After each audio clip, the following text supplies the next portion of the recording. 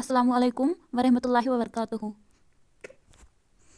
आइए हम स्टार्ट करते हैं आज का टॉपिक। और जैसे कि हमने कल पढ़ा था इसका पहला लेसन, और इसका जो मौजू था कल वो था कुरान मजीद। हमने पढ़ा कुरान मजीद के बारे में। आज हम शुरू करेंगे उम्मतें। बिस्मिल्लाहिर्रहमानिर्रहीम। दुनिया में जो लोग पहले आए थे उन्होंने अल्लाह ताला का और उसके रसूलों का कहना नहीं माना। उनका अंजाम दुनिया में भी ख़राब हुआ और मरने के बाद भी दोज़ख में जाएंगे। और वो लोग जिन्होंने अच्छे काम किए, अल्लाह ताला और उसके रसूल का कहना माना, वो इस दुनिया में भी कामयाब हुए और मरने के बाद भी उनको जन्नत मिलेगी।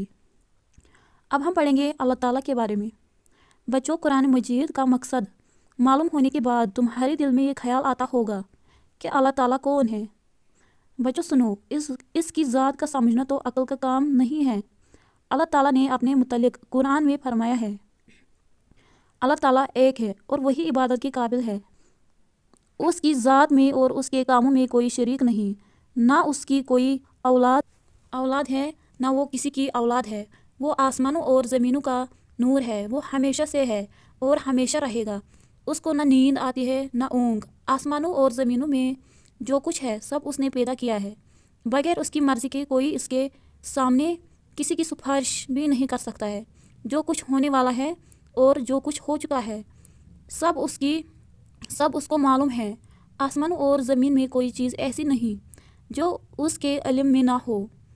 वो उसका इंतज़ाम करने से थकता नहीं। आसमानों और ज़मीन में जो चीज़ है वो उसकी तारीफ़ और पाकी बयान करती है।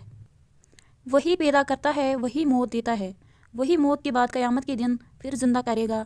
अल्लाह सब कुछ कर सकता है। उसकी मर्ज़ी के बगैर कोई कुछ नहीं कर सकता। जहाँ कहीं भी हम होते हैं वो हमारे साथ होता है। वो हमारे दिलों की बात भी जानता है। वही सबको रिज़्क़ देता है, जिसको चाहे थोड़ा, जिसे चाहे बेहिसाब। उसके इख्तियार में है। जिसे चाहे सल्तनत दे, जिसकी चाहे सल्तनत छीन ले, जिसे चाहे इज़्ज़त दे, जिसे चाहे ज़िल्लत दे। दीन और दुनिया की सब बलायाँ उसी के हाथ में हैं। वही औलाद देता है, जिसे चाहे बेटे दे और जिसे चाहे बेटियाँ, जिसे चाहे दोनों और जिसे चाहे कुछ न दे। वो किसी को भलाई देना चाहे तो कोई उसको बदल नहीं सकता, और जो तकलीफ़ का मुस्तहिक होता है उसे बदलने वाला भी कोई नहीं।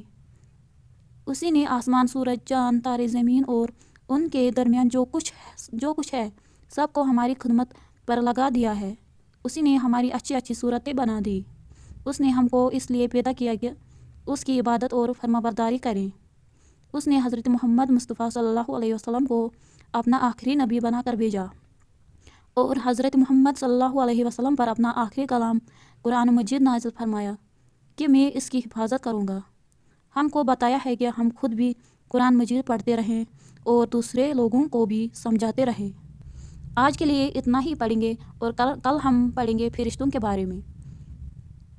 अगर आपको मेरा वीडियो पसंद आया तो लाइक, शेयर और सब्सक्राइब करें।